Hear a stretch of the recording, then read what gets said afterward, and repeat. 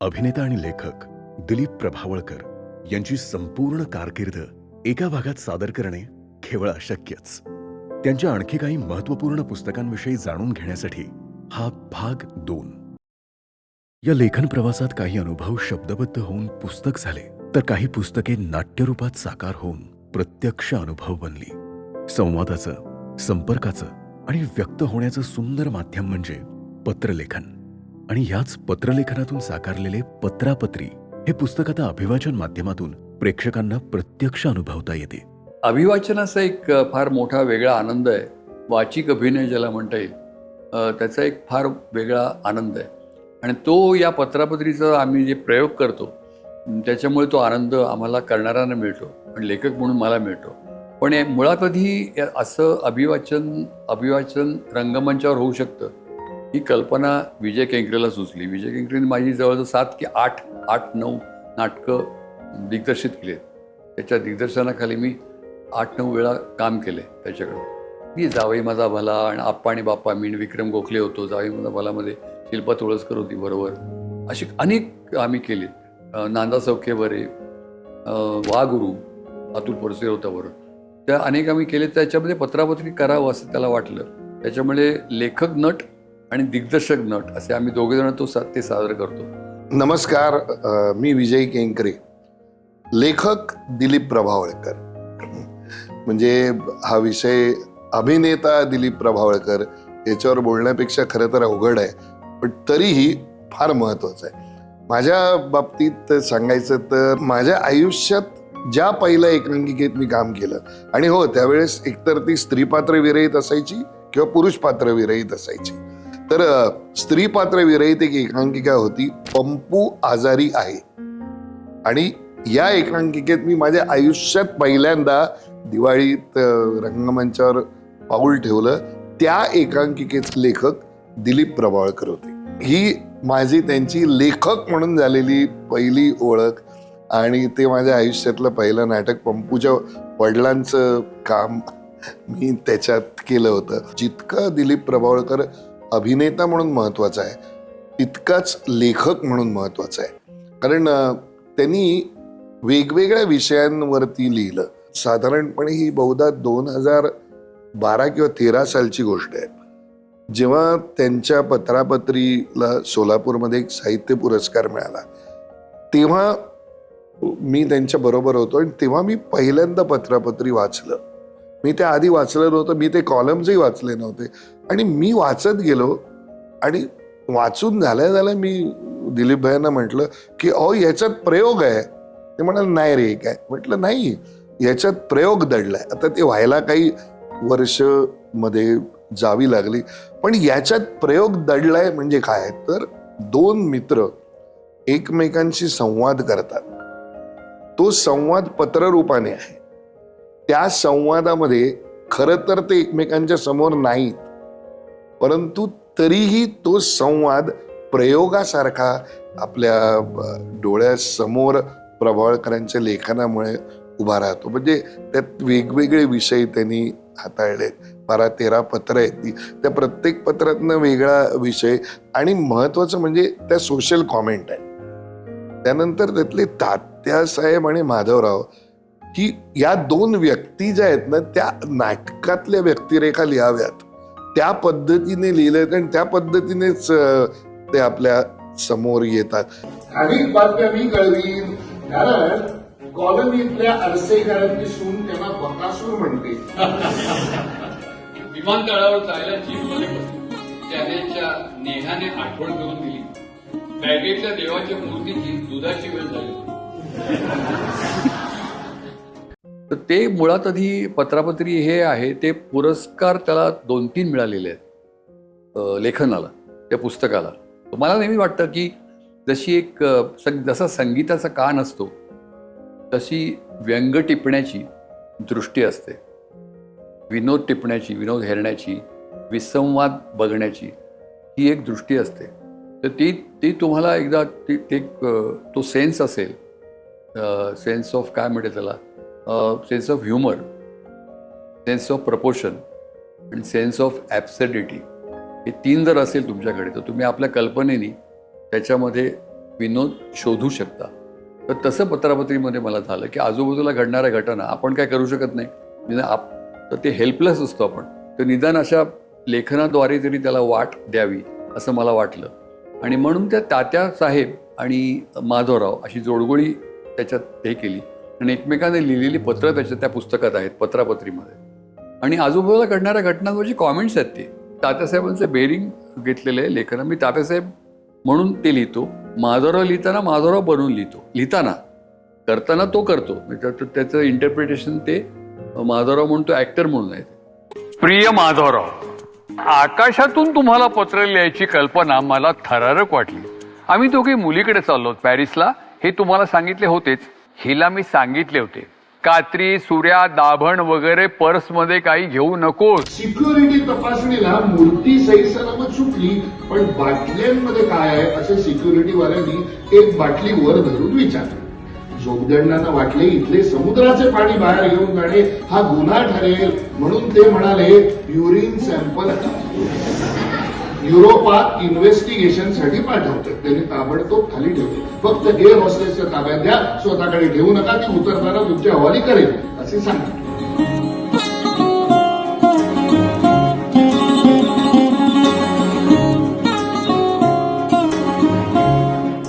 एकूणात असं वाटतं की प्रभावळकरांची जी सूक्ष्म निरीक्षण शक्ती आहे, त्या निरीक्षण शक्तीतून मला असं वाटतं त्यांचं लेखन होतं. म्हणजे त्यांची बाकीची जी काही पुस्तकं आहेत आता ती सुद्धा शोधून बघायला पाहिजे. जसं चुकभूल द्यावी घ्यावी नाटक झालं, तसं त्यांच्या त्या लेखनामध्ये कुठेतरी प्रयोग दडला आहे आणि तो शोधला तर त्यांच्या आणखीनही काही पुस्तकांवरती अशा पद्धतीचे कार्यक्रम होऊ खरं मला असं वाटतं की दिलीप प्रभावळकर जितके महत्वाचे अभिनेते आहेत तिन्ही माध्यमातले, खरं तर त्यांना माझ्या दृष्टीने साहित्यिक म्हणून मान्यता मिळाली पाहिजे. इतकी त्यांची पुस्तक माहिती मान्यता मिळतही असेल, पण ती 26-27 पुस्तकं प्रकाशित झाली. म्हणजे हा माणूस लेखक आहे. आणि गंमत अशी की मी नेहमी त्यांच्या लेखनाबद्दल आणि एक मला जाणवतं ते असं की आम्ही जेव्हा एखादं दुसऱ्याचं काहीतरी करतो त्यात ते कधीही त्यांच्यातला लेखक आणत नाही. म्हणजे त्यांना त्यांच्यातला लेखक कुठे वापरावा आणि त्यांच्यातला अभिनेता दुसऱ्याच्या लेखनात कुठे वापरावा हेही कळतं. म्हणजे नुसतं निरीक्षण शक्ती नाही तर त्याच्या पलीकडे जाऊन व्यक्त होत असताना त्याचं काय करावं याचं भान असलेला हा माणूस आहे, ज्याला मी साहित्यिक अभिनेता असं म्हणेन. असं आता पत्रापत्री सारखं आणखीन मी शोधतोय त्यांच्या लेखनात काही सापडतंय का. ते अभिवाचनाचा खूप वेगळा अनुभव आम्हाला त्याच्यामुळे मिळाला. त्याला आधी मी म्हटलं त्याप्रमाणे त्याला पुरस्कार 2-3 मिळाले मला लेखनाचे. आणि मग त्याला वाटलं की म्हटलं नाही रे, मी केदार शिंदेलाही म्हटलं होतं अरे अनुदिनी रोजनिशीची सिरियल, तर तो म्हणाला नाही आहे, त्या चित्रात्मकता आहे. तसं ह्याला दिग्दर्शकांना दिसते यातलं, मला दिसत नाही. तर तसं ते तो म्हणाला नाही याचं अभिवाचन आपण करूया. 100 प्रयोग झाले. तर ते साभिनय अभिवाचन आहे. म्हणजे नुसतं कोरडं अभिवाचन नाही आहे, त्याच्यामध्ये अभिवाचनामध्ये पुन्हा तो एक ट्रेनिंगचा भाग असतो, एक्सरसाइजचा भाग असतो. म्हणजे पुष्कळ लोक काही थिएटरचे लोक आम्हाला म्हणाले, मुलं, की आम्ही हे भाषेच्या याच्यासाठी म्हणून ऐकतो पण बघतो पण त्याच्यामध्ये. म्हणजे भाषा अगदी शुद्ध अशुद्ध हा परत रिलेटिव्ह हे झालं, पण त्याचा शब्दोच्चाराचा प्रश्न आहे, त्याच्यामध्ये त्याची विरामचिन्ह आहेत, कधी कधी सायलेन्स आहे म्हणजे निशब्दता आहे, कधी कधी बोलकी निशब्दता आहे, पॉझेस आहेत. तर या सगळ्याचा उपयोग तुमच्या वाचनामध्ये अभिवाचनामध्ये कसा करायचा हे खूप इंटरेस्टिंग आहे. मी किती स्पष्ट आणि किती हे लोकांपर्यंत हे शब्द पोचवायचे हे पुन्हा एकदा नव्याने आपण अनुभवतो. तर तो सगळा अनुभव आम्हाला ह्याच्यातनं मिळतो. एखादी व्यक्तिरेखा करताना जो आनंद मिळतो लोकांना चकित करण्याचा, तसं इथे आणि हे समाधान मला लेखक म्हणून पण मिळतं आणि अभिवाचन करतानाचं त्यातला एक साभिनय अभिवाचनाचा वेगवेगळ्या आवाजात बोलता येतं. म्हणजे मी आता हे करताना जेव्हा मी काही पत्रात वाचन करतो, कुठल्या व्यक्तींचे उल्लेख करतो, कुठल्या व्यक्तींचं कोटेशन देतो, तेव्हा त्या व्यक्तीच्या आवाजात मी बोलतो. मी दरवेळेला याच्याच आवाजात बोलत नाही, माझ्या आवाजात, मी तात्यासाहेबांच्या आवाजात बोलत नाही, मी वेगळ्या वेगळ्या आवाजात ते बोलतो. विजय पण त्याच्यामध्ये ती व्हरायटी पण ॲक्टिंग पण आहे आणि म्हणून साभिनय अभिवाचन असं आहे. हे पत्रापत्रीचं एकूण त्याला एवढे प्रयोग होतील ते प्रोड्युसरना पण वाटलं नाही. ते म्हणाले आपण बघू 25-30 प्रयोग करूया. 100 झाले.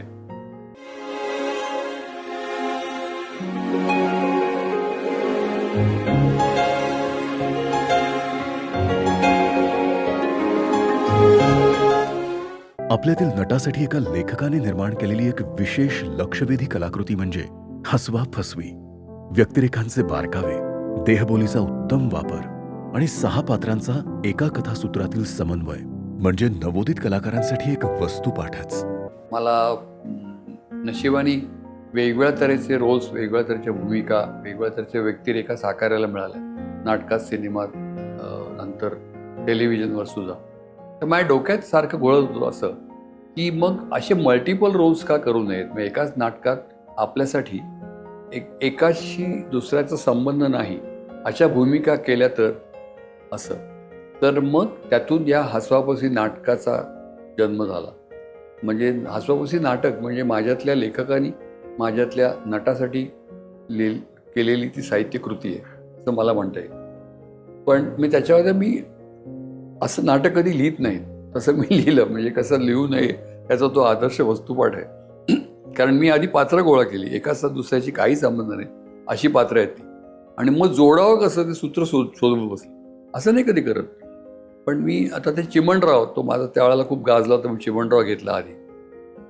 मग दुसरा घेतला तो असं पात्र आपल्याकडे आलेलंच नव्हतं. तो एक वांटुंग पिनपिन नावाचा एक चिंगपॉंग नावाचा एक काल्पनिक देश आहे, साऊथ कोरिया आणि जपानच्या खाली काल्पनिक देश. तर तिथला प्रिन्स वांटुंग पिनपिन, तर कम्प्लीट असे डोळे त्याचे, अशा भोया, असे लोंबणारे मिशा, आणि तो असा चायनीज टाईप दिसतो. तर तसे आपल्याकडे आलेलं नाही आहे. वांटुंग पिनपिन त्याचं नाव. त्याच्यानंतर हा 2 नंबर. 3 नंबरचा नाना कोंबडीवाला, तो ते पॉप्युलर, सगळ्यात पॉप्युलर ते झालं. त्याला दात आहे, तो कम्प्लीट वाकडा आहे आणि तो कोंबड्यांचा व्यापारी आहे, नाना कोंबडीवाला. त्याच्यानंतर 4थं पात्र होतं माझी जुळी बहीण. काल्पनिक, परत सगळं फॅन्टसी, अतिशयोक्ती, ॲब्सर्डिटी सगळं त्याच्यामध्ये हे होतं. पण लोकांनी ॲक्सेप्ट केलं ते. माझी जुळी बहीण जी आफ्रिकेला असते, तिचं नाव दीप्ती प्रभावळकर पटेल लुमुंबा. तर दीप्ती प्रभावळकर माहेरचं नाव. पटेलांनी तिला मुलगीच म्हणून वाढवलं पटेल, आणि लुमुंबाशी लग्न केलं आफ्रिकेतल्या, पण लुमुंबा असं मोठं नाव तिचं होतं. ही नंबर 4चं पात्र. 5 नंबर माझ्यापेक्षा वयाने खूप लहान, असं 20-22ला बॉबी मॉड नावाचा कॉलेजमधला तरुण होता. तो मायकेल जॅक्सनच्या डान्सनी भयंकर झपाटलेला असा, तो जीन्स वगैरे घालून, असा गॉगल लावून, कॅप घालून, हेडफोन लावून नाचत स्टेजवर येतो वगैरे तो. आणि शेवटचं पात्र त्याच्या चौपट वयाचे 88, तो 21-22, 88-89 वर्षाचे कृष्णराव हेरमकर, जख्खम म्हातारे, एकेकाळचे संगीत नाटकातले नट, गायक नट, अशा 6 कॅरेक्टर्स मी ठरवले करायचे. त्याच्यावर खूप मेहनत घेतली. एकाचा दुसऱ्याशी अजिबात संबंध नाही. चालणं वेगळं, बोलणं वेगळं, प्रत्येकाची बोलण्याची पद्धत वेगळी, सगळंच वेगळं, वय वेगळी, सगळं पोश्चर, जेस्चर, हातवारे, काही साम्य नाही त्यात. असं मी हे ठरवली. आणि मग सूत्र काय करावं असं शोधत बसलो. तर मी नामवंत 2-3 दिग्दर्शकांना विचारलं. आगाऊपणे पु ल देशपांडेंनाही फोन केला आणि मग मीच काढला शोधून. आणि मग त्याच्यामध्ये ते कृष्णराव हेरमकर जे शेवटी येतात, त्यांचा सत्कार समारंभ दाखवला. आणि ते सत्कार समारंभाला निघालेत, येत आहेत, आलेत, येऊन पोचलेत, अशा टप्प्याटप्प्याने त्या नाटकाची प्रगती होते.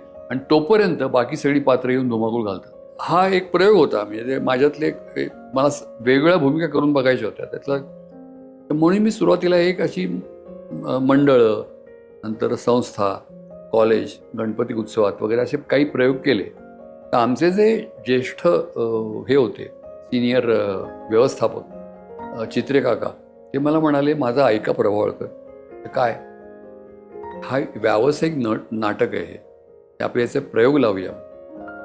तर मग त्यांचं ऐकायला म्हणून मी बरं करूया म्हणून तो आम्ही घाबरत घाबरत प्रयोग लावला एक. मी घाबरत, ते घाबरले नव्हते, मी घाबरलो होतो की ह्याला लोक येणार कोण बघायला. आणि चांगली झाली गर्दी. तर मला वाटलं असेल नशिबाने एका याला फ्लूक झाला असेल. आणि मग ती गर्दी वाढत गेली आणि हाऊसफुलचे बोर्ड लागायला लागले आणि मग ते नाटक तुफान चालायला लागलं. आणि मग ही मोठी मंडळी सगळी नाटक बघायला यायला लागली. ते भीमसेन जोशी आले, निळू फुले आले, पु ल देशपांडे आले, सुनीताबाई देशपांडे आल्या, सुनील गावस्कर आला, नंदू नाटेकर बॅडमिंटन स्टार आले, शीना पेंडसे आले, विजय तेंडुलकर, हे सगळे, सत्येंद्र दुबे, अमरीश पुरी, हे सगळे असे लोक यायला लागले बघायला. हाऊसफुलचं बोर्ड.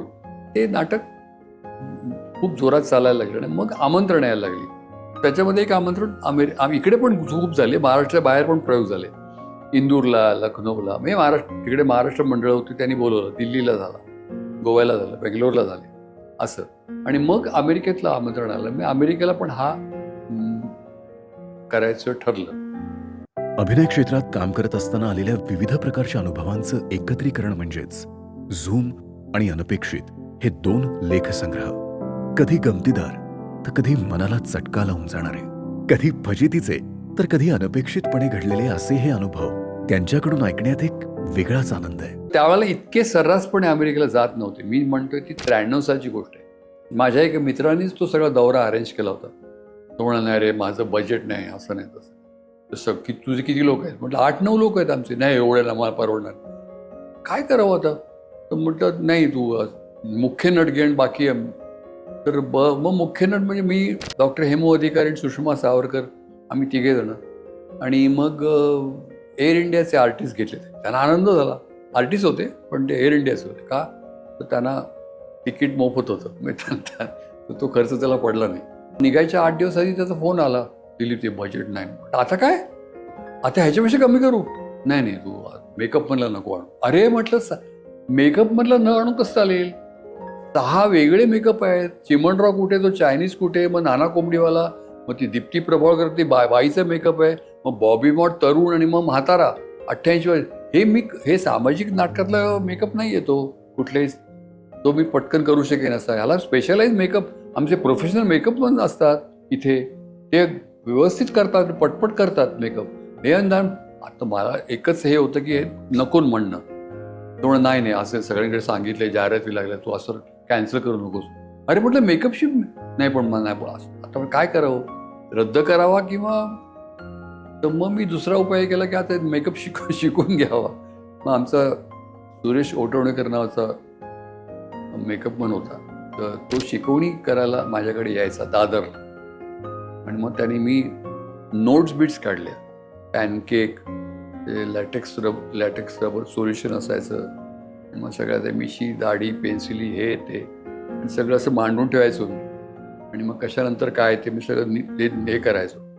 आणि मग तो मला शिकवायला लागला. मी ते शिकलो बऱ्यापैकी. आणि मग मी घरी करून बघितला. सगळ्यात त्यातला कठीण मेकअपचा जो भाग होता तो चिमणरावचा अख्खा मेकअप काढून, म्हणजे तो टकलाचा वीग, शेंडी, घेरा शेंडी, मिशी, गंध, मग ते धोतर, सदरा, कोट, उपरणं, हे सगळं काढून चायनीज याचा ड्रेस करून ते सगळं काढून त्याच्यानंतर ह्या अशा मिशा, उलटे फिरवले केसाचा वीग, मग इथे माझ्या भोवया बुजवून वरती दुसऱ्या भोवया लावायच्या. मग तो कम्प्लीट असा मेकअप असायचा वेगळा. ही इथे अशी निमुळती दाढी होती, एवढीच, अशी नाही एवढीच, आणि अशा लोंबणाऱ्या मिशा होत्या. तर असं हे करता येतं का बघितलं मी पहिल्यांदा. हा सगळा डिफिकल्ट चेंज होता. चिमणाचं काढून किती मिनटं लागतात, जमायला लागलं. मग पण घरी पंख्याखाली बसून खिडकीत येणाऱ्या उजेडात लाईट बीट लावून मेकअप करणं आणि तिथे भरलेल्या प्रेक्षागृहामध्ये नाटक चालू असताना आत मेकअप रूममध्ये मेकअप करणं, याच्यामध्ये खूप फरक आहे.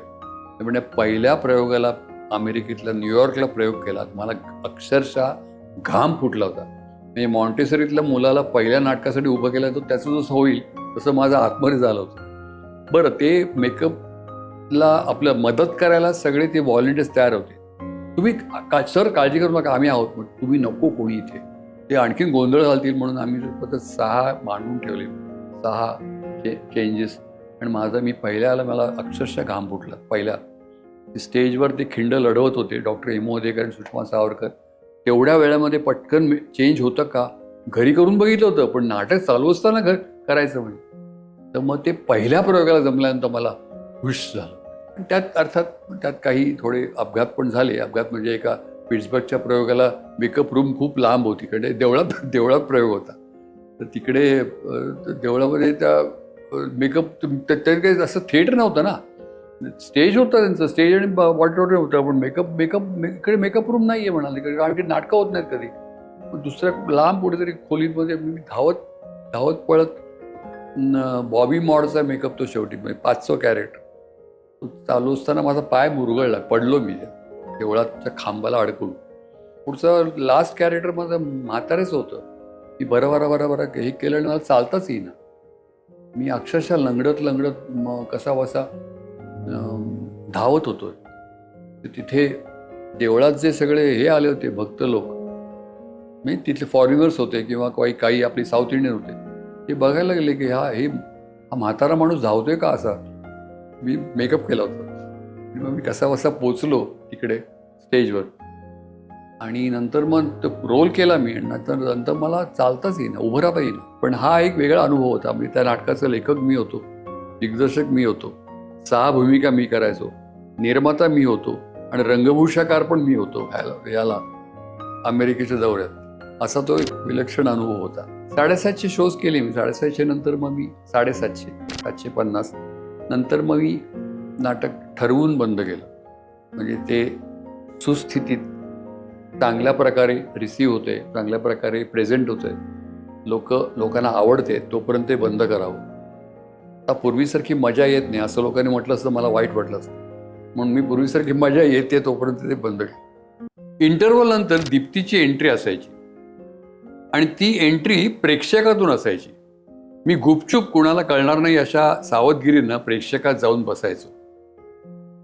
स्टेजवर लकी ड्रॉची अनाउन्समेंट व्हायची. तो लकी नंबर 72 दीप्तीचा असायचा. ती खुशीत लाजत स्टेजवर जायची. न्यू जर्सीच्या, अमेरिकेतल्या न्यू जर्सीच्या प्रयोगाला हॉल मोठा होता. इंटरव्हल संपल्या मी सजलेल्या बाईचा जामानिमा करून 500 प्रेक्षकांच्या मागे जाऊन बसलो. शेवटच्या रांगेतल्या लोकांच्याही मागे. तिथे एक बाई 4-5 मुलांना घेऊन बसल्या होत्या. रंगमंच चांगला प्रकाशित होता, पण प्रेक्षकात तसा अंधारच होता. त्या मुलांना सांभाळणाऱ्या बाईंना एक बाई म्हणजे मी बाजूला येऊन बसल्याचं समजलं. त्या माझ्याशी एखाद्या मैत्रिणीशी बोलावं तसं बोलू लागल्या. व्यथा सांगू लागल्या. बघा हो, ही मुलं सांभाळायचं काम माझ्याकडे दिले महाराष्ट्र मंडळ त्या मेंबरनं. यांना बेबी सिटिंगची व्यवस्था नसती का करता आली? पण पैसे वाचवायचे असणार, दुसरं काय. आता आम्ही एवढं लांबून आलो, 2 तास ड्राईव्ह करून प्रभावकरांचं हे नाटक बघायला. कसं बघू मी सांगा? या मुलांना सांभाळायचं तर. त्या बाई थांबायलाच तयार नव्हत्या, बोलत राहिल्या माझ्याशी. मला प्रेक्षकातलीच एक उशिरा आलेली बाई समजून. माझे मिस्टर तिकडे पुढे गेलेत मिरवायला, त्या वैतागल्या होत्या. माझा एक कान आणि दोन्ही डोळे स्टेजकडे होते, कारण माझी कोणत्याही क्षणी एंट्री होती. त्या बाईचं बोलणं चालू असतानाच मला स्टेजवरून क्यूचं वाक्य ऐकू आलं. डॉक्टर हेमू अधिकारी प्रेक्षकात बघून म्हणत होते, मी लॉटरी काढली आहे प्रेक्षकांसाठी, 72 नंबर आहे का कुणाकडे? 72. तो माझ्यासाठी इशारा होता. मी ओरडलो, अहो आहे आहे, आणि लॉटरीचं तिकीट हात उंचावून दाखवत बाईच्या म्हणजे दीप्ती प्रभावळकर पटेल लुमुंबाच्या बेरिंगमध्ये स्टेजच्या दिशेने चालू लागलो. त्या बाईंना क्षणभर काही कळलंच नाही. त्या आ वासून बघतच राहिल्या. नाटक पुढे चालू राहिलं. दुसऱ्या अंकातले 3 रोज करून झाले. दीप्तीनंतर तरुण बॉबी आणि नंतर शेवटी जख्ख म्हातारे कृष्णराव हेरमकर ही पात्र मी साकारली. नाटक संपलं. मी कृष्णरावांचा मेकअप काढत असताना मेकअप रूममध्ये खूप गर्दी झाली. नाटक संपल्यावर भेटायला बरेच प्रेक्षक आत आले होते, मंडळाचेही होते. मी त्यांच्या प्रतिक्रिया ऐकत होतो, बोलत होतो, त्यांच्या प्रश्नांना उत्तरं देत होतो. त्यावेळी सेल्फी हा प्रकार झाला नव्हता. डायऱ्यांमध्ये स्वाक्षऱ्या करत होतो. हे सगळं करत असताना माझं सहज लक्ष गेलं तर मेकअप रूमच्या मध्यावरच्या एका पिलरकडे एक बाई उभ्या होत्या, लपून बघत असल्यासारख्या. गर्दी ओसरल्यावर त्या हळूच चोरट्यासारख्या जवळ आल्या आणि मला म्हणाल्या, प्रभावळकर, व्हेरी सॉरी हं, तुम्ही बाईच्या वेशात माझ्या शेजारी बसला होतात हॉलच्या मागच्या बाजूला, हे मला कळलंच नाही हो, मी आपली बोलत राहिले. मी म्हटलं त्यांना, अहो ठीक आहे हो, तुम्ही कसं ओळखणार मला. मग त्या जवळ येऊन खाजगीत बोलल्यासारख्या म्हणाल्या, एक रिक्वेस्ट आहे. म्हटलं काय? त्या म्हणाल्या, मी इथल्या महाराष्ट्र मंडळाबद्दल जे बोलले ना ते कृपा करून कुठे बोलू नका हां. कमिटी मेंबर्सना कळलं ना तर वाईट दिसेल नाही का? सांगता येत नाही काय करतील. मी त्यांना आश्वासन दिलं. मग लगेच विषय बदलायला मी विचारलं, आवडलं का माझं नाटक? रोल्स? हो तर प्रश्नच नाही, सगळ्यात बाईचा रोल आवडला मला, दीप्ती, त्या म्हणाल्या. त्यांनी मिस्टरांची ओळख करून दिली. मग माझ्याकडे हात दाखवून मिस्टरांना म्हणाल्या, आधीपासून ओळख आहे आमची. किती आधीपासूनची हे सांगितलं नाही तिनं. ठराविक कालावधीनंतर येणारी तरीही एका सूत्रात बांधलेली लेख मालिका म्हणजेच सदर किंवा स्तंभलेखन. अशा सदरांचं आणि स्तंभलेखनाचं पुस्तकात रूपांतर होणे म्हणजे वाचकांसाठी आणि अभ्यासकांसाठी केलेले सुंदर दस्तऐवजीकरण. क्रिकेट खूप पॉप्युलर असायचं. षटकार हे पाक्षिक होतं आणि प्रकाशक निखिल वागळे, त्यांचं अक्षर प्रकाशन, आणि संपादक संदीप पाटील, क्रिकेटर. तर त्यावेळेला त्याच्यामध्ये जे काही मटेरियल यायचं, त्याच्यामध्ये जे लिहून यायचं लेख असत, तर ते सगळं ग्लोरिफिकेशन ज्याला म्हणता येईल, कौतुक किंवा सगळं लिहिलेलं त्यांच्याबद्दल, क्रिकेटर्सबद्दल आणि स्पोर्ट्समॅनबद्दल असं असायचं. सगळं कौतुकाचं असायचं. माझा एकच कॉलम असा होता की मी यांची बरीच अशी खिल्ली उडवलेली असायची, टोप्या उडवलेल्या असायच्या, चिमटे काढलेले असायचे. तर ते अशा तऱ्हेचं लेखन मी करावं यासाठी एक नियमितपणे करावं. तर म्हटलं असं मी तेच पहिल्यांदा माझी रिॲक्शन अशी झाली की ते असं कसं काय जमणार मला लिहायला रेग्युलरली असं नाही तू आपण करून बघूया म्हणून त्याने मला लिहायला लावलं ते. आणि मग तर ते खूप लोकप्रिय झालं, गुगली हे लेखन. तर त्याच्यामध्ये एक फॉर्म्युला म्हणता येईल असा होता की फॅक्ट आणि फिक्शन म्हणजे सत्य आणि कल्पित याचं ते मिश्रण असायचं. मी एखादी घटना घडलेली असायची त्याच्यावरून मला सुचायचं की याच्यावर काय करता येईल. एक दोन उदाहरणं देतो त्याच्यामध्ये की तिकडे इयान बोथॅम नावाचा ऑलराऊंडर होता इंग्लंडला. तर त्याला संघात घेतलं नाही म्हणून क्रिकेटची टेस्ट मॅच चालू असताना सुनील गावस्कर, चेतन चव्हाण बॅटिंग करत असताना आणि इंग्लंड विरुद्ध इंडिया असा सामना तिकडे चालला होता इंग्लंडमध्ये. आणि तर त्या ग्राउंडवर इयान बोथॅमला इंग्लंडच्या टीममध्ये घेतलं नाही म्हणून एक इंग्लिश तरुणी सगळे कपडे काढून त्या सगळ्या स्टेडियमवर तिने राऊंड मारली. सुनील गावस्कर आणि चेतन चव्हाण बॅटिंग करत होते त्यावेळेला.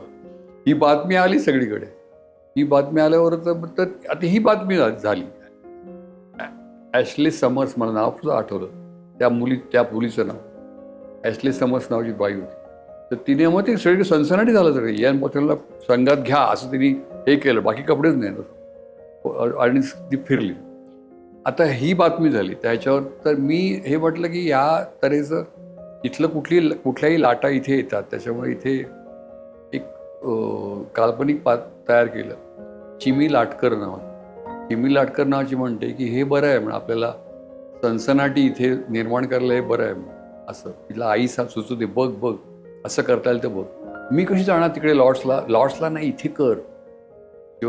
शिवाजी पार्कच्या असं जर काही केलंच ना तर तुला एकदम प्रसिद्धी मिळेल आणि तुला सिनेमात घेतील.